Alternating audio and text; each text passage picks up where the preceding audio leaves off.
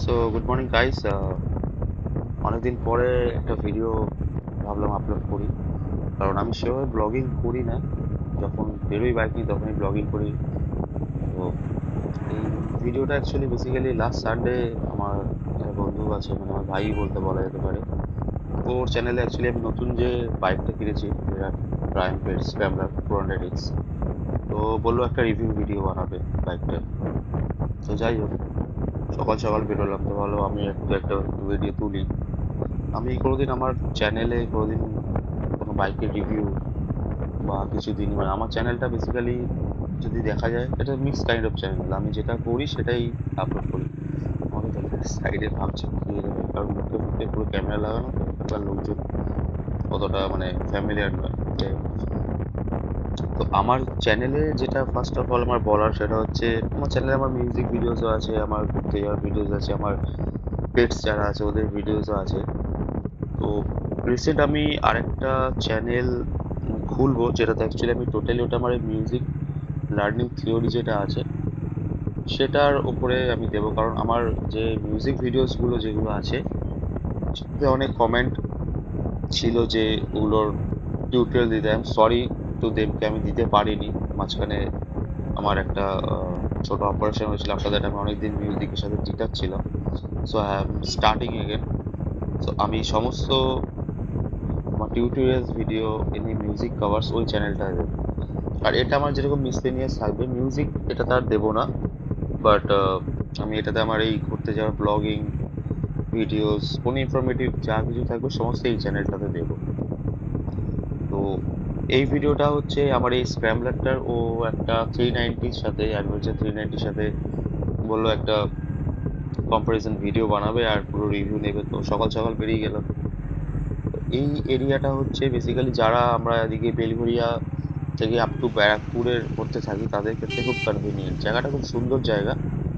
আমি জায়গাটার ভিডিওটা পরে দেবো, যেখানে আমি গিয়েছিলাম। এটা হচ্ছে যাওয়ার রাস্তাটা, বারাসাত ইউনিভার্সিটির পাশ দিয়ে বেসিক্যালি আমি গেছিলাম। জায়গাটা আমি নামটা বলতে পারবো না, বাট লোকেশনটা আমি যখন যেখানটা মেন পৌঁছেছিলাম, আমার শর্টসে হয়তো দেখতে পাবে একটা ইট ভাটি আছে। জায়গাটা খুব সুন্দর জায়গা, পিকনিক করা যায় শীতকালে, দারুণ জায়গা। তো সেই আহ, জায়গাটাতে গিয়ে ও টোটালি বাইকের রিভিউ ও সমস্ত কিছু করলো। ওর নিজস্ব ইউটিউব চ্যানেল আছে, ওখানে ও সমস্ত বাইকের রিভিউ দেয়। মোটো কুইস্টার সম্ভবত নাম চ্যানেলটা, দেখতে পারো। আমারও সাবস্ক্রাইব করা আছে আমার চ্যানেল থেকে, এখান থেকে গিয়ে দেখতে পারো। বা সেরকম হলে আমি লিঙ্কটা ডিসক্রিপশনে আমার দিয়ে দেবো এই ভিডিওটা। এইটুকুই বলার, আমি স্টার্ট করছি। হ্যাঁ, তবে যেটা বলার, আমার কাছে BMW 310 RR যেটা আছে, যেটা অনেকের অ্যাপাচে ভার্সনটাও আছে। আমি কোনোদিন ওই বাইকেরও রিভিউ ভিডিও দিইনি, ওই বাইকের অনলি ভিডিওস আমি দিয়েছি। তবে এই বাইকটা সম্বন্ধে আমি কিছু বলবো, কারণ এই বাইকটা রিসেন্ট আমি 2 মাস হলো কিনেছি। তো পারফরমেন্স অসাধারণ বাইকটার, সাসপেনশন থেকে শুরু করে এভরিথিং। আমি চালিয়ে একটা আলাদাই অন্যরকম এক্সপিরিয়েন্স পাচ্ছি। তো আমার মনে হয় কিছু কিছু অনেস্ট রিভিউ, আমি সেরকম বাইকের রিভিউ আমি দিই না। অ্যাজ এ লেম্যান যেটুকু চালিয়ে যে রিভিউটা দেওয়া যায় সেটা আমি দেবো এই বাইকটায়। কারণ এখন 400 সিসিতে প্রচুর বাইক আসছে মার্কেট, এবং মার্কেটও ঘুরছে 400 দিকে, 600, 400-এর দিকে। অনেকে স্ক্র্যাম্বলারে যাচ্ছে, অনেকে স্পোর্টসে যাচ্ছে। তো চালিয়ে অ্যাকচুয়াল কাস্টমার রিভিউ কীরকম হওয়া উচিত, সার্ভিস কস্ট কী আছে। রিসেন্টলি আমি সার্ভিস করিয়ে নিয়ে এলাম। সার্ভিস কস্ট আমার পড়েছে অলমোস্ট, ফার্স্ট সার্ভিসে আমার কিছু চেঞ্জেস ছিল, মাঝখানে আমার বাইকটাও অ্যাক্সিডেন্ট হয়েছিল। তো আদারওয়াইজ কত কস্টিং কী আছে না আছে, স্পেয়ার পার্টস কী কীরকম লাগানো উচিত, মডিফিকেশন কী করা যেতে পারে, আমি ধীরে ধীরে ভিডিওগুলো দেবো।